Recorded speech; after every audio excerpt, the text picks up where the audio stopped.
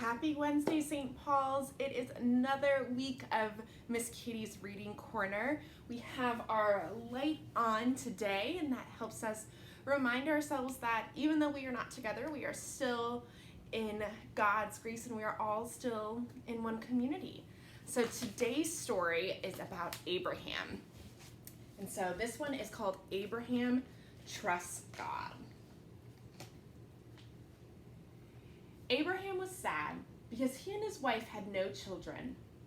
God told him to pack up everything and to go to a whole new land to begin a whole new life. Abraham trusted God, so he and Sarah left their home and family and began a long, hard journey. They wandered through the deserts, up and down mountains, through green pastures and dark forests, constantly looking for a home of their own to fill with happy children.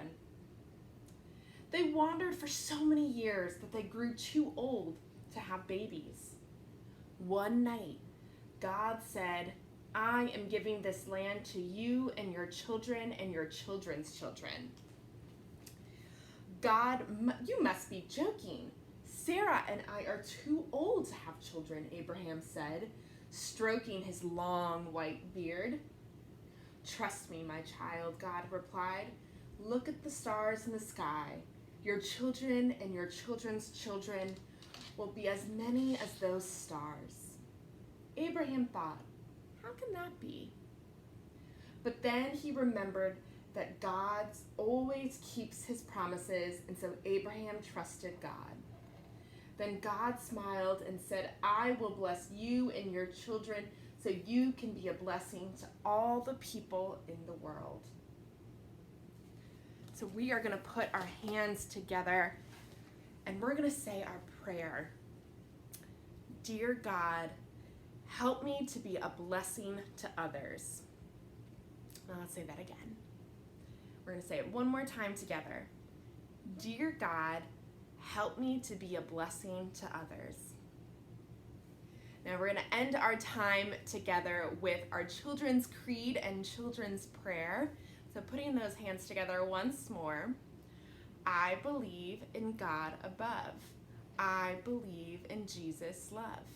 I believe his Spirit too will come to teach us what to do. Amen. And then ending our time together today with our children's prayer. For each new morning with its light, for rest and shelter of the night, for health and food, for love and friends, for every gift your goodness sends, we thank you, gracious Lord. Amen. Now I'm going to take our candle and change the light. And even though the light is changed, we always remember that God is still with us. Happy Wednesday, St. Paul's, and I can't wait to see you next week.